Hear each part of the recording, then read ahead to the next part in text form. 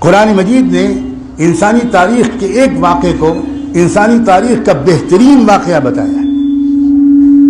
نحن نقص علیک احسن القصص، بہترین واقعہ یوسف علیہ السلام کا.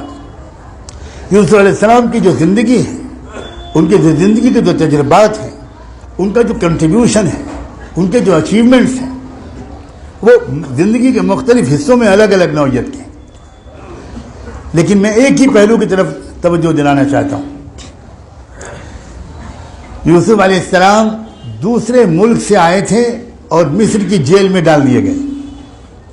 بہت مختصر کر کے بتاؤں گا.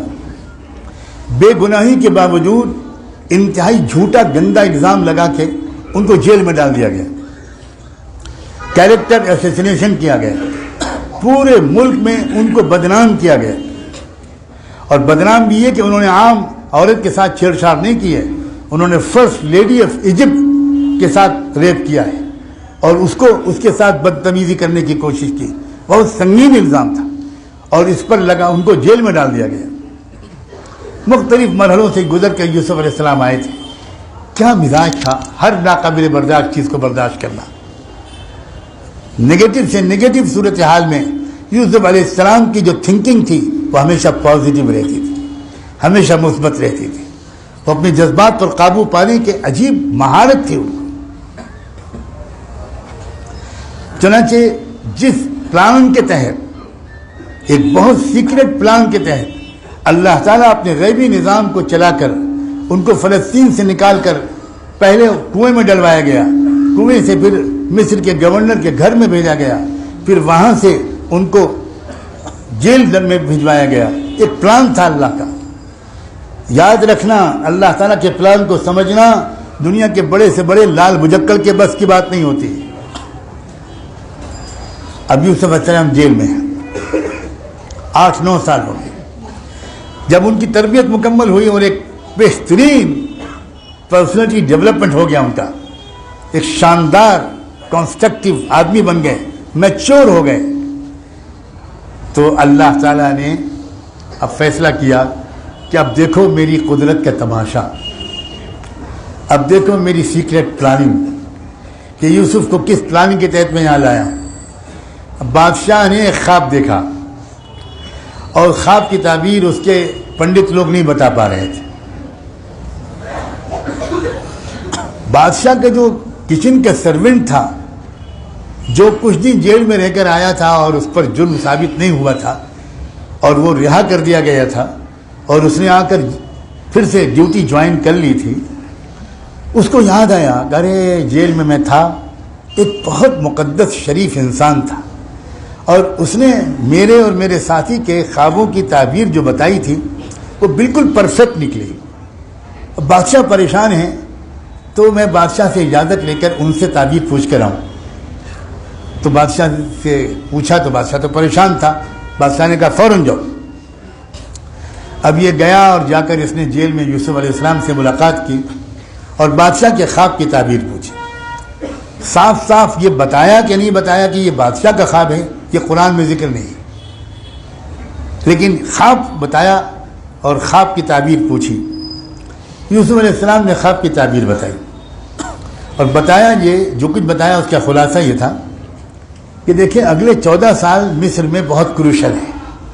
7 سال تو اچھی پیداوار ہوگی، اس کے اگلے 7 سال پیداوار نہیں ہو پائے گی. اس لیے میرا مشورہ ہے، خالی تعبیر نہیں بتائی، مشورہ یہ ہے کہ 7 سال کی جو کراپس ہیں، جو پروڈکشن ہے، جو غلے کی پیداوار ہے، اس کو اس طریقے کے ساتھ پروفیشنل انداز سے کنزیوم کیا جائے کہ یہ 7 سال کے بجائے 14 سال تک کام کرے. اور ترکیب بھی بتائی کہ غلے کے اندر سے بالیوں کے اندر سے گیہوں کا دانہ اتنا ہی نکالا جائے جتنا 1 سال کی ضرورت ہے، کیونکہ بالیوں کے اندر دانہ رہے گا تو وہ کیڑے نہیں لگیں گے، اگر نکل گیا تو وہ خراب ہو جائے گا. کتنی سائنٹیفک اور پروفیشنل ترکیب ہے. یوسف علیہ السلام نے یہ نہیں کہا کہ تم یہ وظیفہ پڑھ کے پھونک دینا. جی ہمارے یہاں لوگ عام طور پر بس بوتل ہی لے کر آتے، سب مکاریاں کرتے رہے، چھو ہو گیا سب، لاہور بنا. یہ ہمارے پڑوس کے پنڈتوں کا اثر آیا ہے. اسلام بے شک دعا پر یقین رکھتا ہے، آیات کلام کے معجزانہ طاقت پر یقین رکھتا ہے، لیکن اسلام یہ کہتا ہے پہلے جو کر سکتے ہو کرو، اس کے بعد اللہ سے دعا مانگو۔ چنانچہ یوسف علیہ السلام نے ترکیب بتائی، وہ شخص آیا، تعبیر بھی بتا دی اور وہ مشورہ بھی پہنچا دیا۔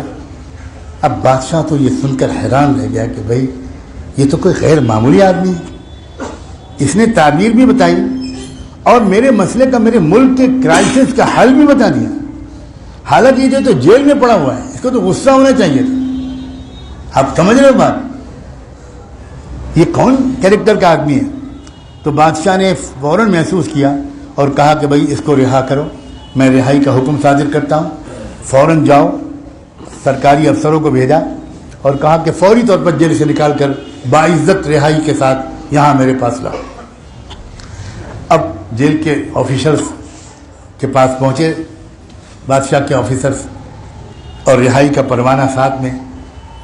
یوسف علیہ السلام کو طلب کیا گیا، مبارکباد دی۔ کہے کہ مبارکباد دے رہے ہو؟ انہوں نے کہا آپ کی رہائی کا حکم آیا ہے حکومت کی طرف سے، اب آپ رہا ہو رہے ہیں۔ سلام ہو یوسف علیہ السلام پر۔ ان کا میں اس طرح جیل سے باہر قدم نہیں نکالوں گا۔ 9 سال تقریباً ہو گئے، مجھ پر ایک الزام لگا تھا، آج تک اس کا انویسٹیگیشن نہیں ہوا۔ جب تک اس کی تحقیقات نہیں ہوگی اور میں مجرم یا بے خطا ثابت نہیں ہوں گا، تب تک میں جیل سے باہر نکل ہی نہیں سکتا۔ مجبوراً وہ لوگ واپس گئے اور بادشاہ سلامت جو انتظار میں ٹہل رہا تھا، اس کو حیرت ہوئی یہ سن کر کہ بھئی اس نے جیل سے نکلنے سے انکار کر دیا۔ اس نے کہا پہلے میرے معاملے کی تحقیق کی جائے۔ پھر بادشاہ سمجھا کہ بھئی یہ تو اور غیر معمولی آدمی ہے، مسلمان ہونا کوئی کھیل نہیں ہے، ایک ظرف چاہیے، کیریکٹر چاہیے، حوصلہ چاہیے وفا کے لیے۔ چنانچہ بادشاہ سمجھ گیا فوراً، اور بادشاہ یہ بھی سمجھ گیا کہ اگر ہم نے ملک کی عدالت کے فیصلے ہی کا انتظار کیا تو انشاءاللہ میرا تو انتقال ہو ہی جائے گا۔ اس لیے بادشاہ نے کہا کہ ساری فائلیں میرے پاس لاؤ، میں اس کیس کی ارجنٹ ہیئرنگ خود کروں گا۔ اور اپنے محل میں اس نے عدالت طلب کر لی اور مقدمے کے سارے فریقوں کو فوراً سمن کر لیا، سب کو بلا لیا۔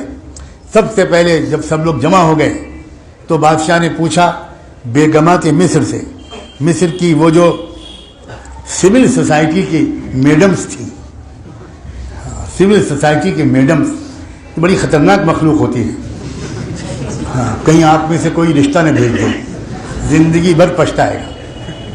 تو سول سوسائٹی کے میڈمز کو بلایا اس نے، جو پروپیگنڈا کر رہی تھی۔ یہ سول سوسائٹی کی میڈمز جو ہیں سب سے خطرناک میڈیا ہوتی ہے، وہ اپنی سہیلی سے کچھ کہتی ہیں اور کان میں کہتی ہیں بہن کسی اور کو مت بتانا، اور 2 گھنٹے میں وہ خبر BBC لندن سے زیادہ تیز رفتار سے شہر میں پھیل جاتی۔ یہ ہے سوشل میڈیا۔ تو سب سے پہلے بادشاہ نے ان بیگمات مصر کو بلایا جو پروپیگنڈا کر رہی تھیں یوسف علیہ السلام کے خلاف، بدنام کر رہی تھیں یوسف کو، اور ان کو ملکہ کی اصل میں خوشامد کر رہی تھی۔ وہ جتنا زیادہ یوسف کو برا بھلا کہیں گی ان کو اتنی ہی زیادہ اعزاز ملے گا۔ تو سب سے پہلے ان کٹہرے میں کھڑا کیا سول سوسائٹی کے ان میڈمز کو بادشاہ نے، اور کہا اب بتاؤ صاف صاف کہ یوسف کے بارے میں کیا جانتی ہو۔ وہ فوراً سمجھ گئی بادشاہ کے تیور، اور انہوں نے سیدھے سیدھے کچھ کہنے کے بجائے کہا ہم صاف صاف اقبال جرم کرتے ہیں، ہم نے اب تک جھوٹ بولا، یوسف بالکل پاک دامن۔ یہ فریق ہٹا۔ اب موقع ملا پرائم منسٹر کی بیوی کو، جس نے الزام لگایا تھا، جو عزیز مصر کی بیوی تھی جس نے سب سے پہلے الزام لگایا تھا، تو اس کو کھڑا کیا گیا اور بادشاہ نے پوچھا اب تم اپنا اسٹیٹمنٹ دو۔ تو اس نے صاف صاف کہا انا راودتہ عن نفسی، میں اقبال جرم کرتی ہوں، میں نے یوسف کو بہکانے پھسلانے کی کوشش کی مگر یوسف ہزاروں میل دور رہے، یہ بالکل پاک دامن انسان ہے، میں مجرم ہوں۔ ان کی بھی بیان ہو گیا۔ اب بچے تھے یوسف علیہ السلام، مقدمے کے 3 ہی فریق تھے، اب یوسف کو کھڑا کیا گیا، ان سے بیان لیا گیا، پوچھا گیا یوسف آپ کیا کہنا چاہتے ہو، کہو۔ سلام ہو یوسف پر کیا جواب دیا، کہا ذالک لیعلم انی لم اخنہ بالغیب وان اللہ لا یہدی کید الخائنین۔ بادشاہ سلامت، یہ جو میں نے اصرار کیا تھا کہ میں چاہتا ہوں کہ میرے جرم کی تحقیق ہو، میرے الزام کی تحقیق ہو، اس لیے میں نے یہ اصرار نہیں کیا تھا کہ یہ معزز خواتین شرمندہ ہوں۔ یہ میرا مقصد نہیں تھا، میں تو صرف یہ چاہتا تھا کہ وزیر اعظم کو کے دل سے شک نکل جائے اور انہیں یقین ہو جائے کہ میں نے ان کی امانت میں کوئی خیانت کبھی نہیں کی۔ اور یہ بات بھی میں چاہتا تھا کہ سب کے سامنے آ جائے کہ سازشیں کرنے والے بالآخر ناکام ہوتے ہیں۔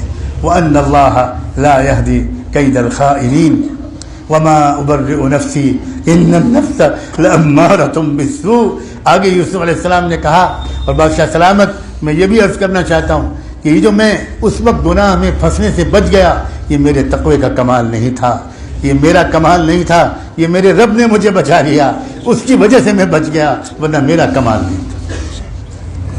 بس مقدمے کی کارروائی پوری ہوئی۔ بادشاہ نے کہا کہ سزا کے مستحق وزیر اعظم کی بیوی تم بھی ہو اور اے بیگمات تم بھی ہو، لیکن یوسف کیا تم معاف کر دو گے؟ یوسف نے کہا میں دل سے معاف کر چکا ہوں، پھر آپ کے سامنے معاف کرتا ہوں، مجھے کسی کو سے بدلہ نہیں لینا، کسی کو شرمندہ نہیں کرنا۔ بادشاہ اٹھے فوراً عدالت سے اور عجیب جملہ کہتے ہوئے اٹھے، ائتونی بہ استخلصہ لنفسی۔ اپنے افسروں سے کہا یوسف کو میرے اس کمرے میں لے کر آؤ جہاں میں 1 to 1 ملاقاتیں کرتا ہوں، میں اکیلے میں یوسف سے کچھ کہنا چاہتا ہوں۔ یوسف کو بلایا، ابھی چند گھنٹے پہلے تک جو جیل میں تھا وہ اب دنیا کی سب سے سپر پاور کے ہیڈ آف دا اسٹیٹ کے ساتھ تنہائی میں بیٹھا ہوا ہے، اور ہیڈ آف دا اسٹیٹ کیا کہہ رہا ہے اس سے؟ یہ کہہ رہا ہے یوسف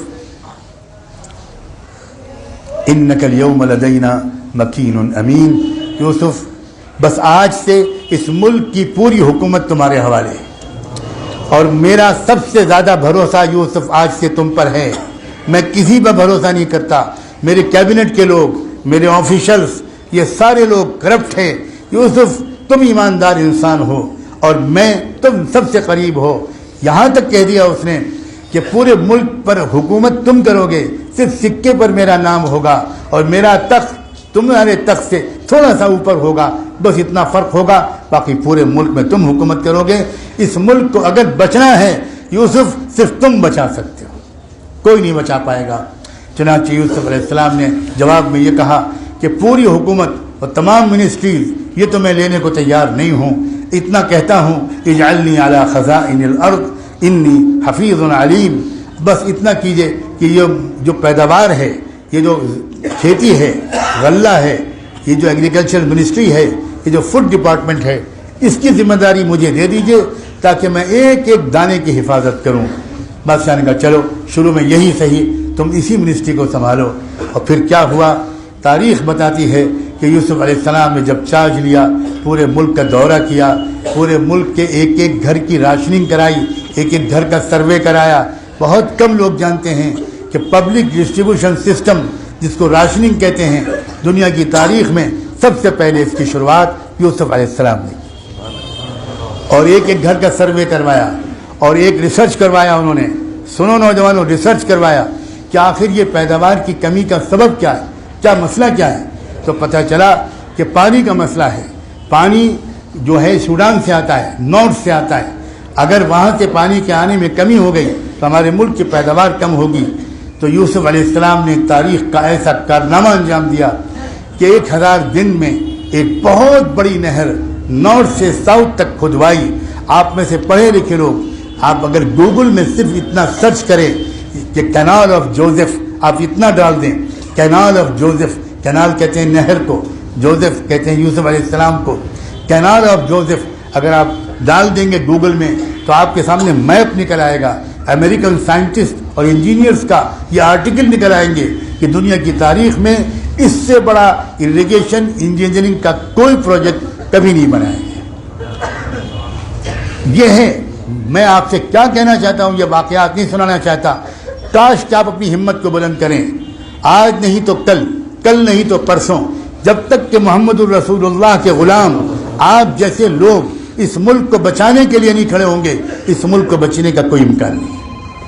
ہمارے دل میں بدلے کی کوئی بھاونا نہیں ہے، یہ ملک ہمارا بھی ہے، اس ملک کو بچانا، اس ملک کو بربادی سے بچانا، رسوائی سے بچانا، ڈراٹ سے بچانا، پانی کی کمی سے بچانا، سول وار سے بچانا، خانہ جنگی سے بچانا، بدامنی سے بچانا، اور کوئی نہیں کر سکتا. کسی کا دل اتنا بڑا نہیں ہے. اگر بڑا ہو سکتا ہے تو محمد رسول اللہ کی امت ہی کا.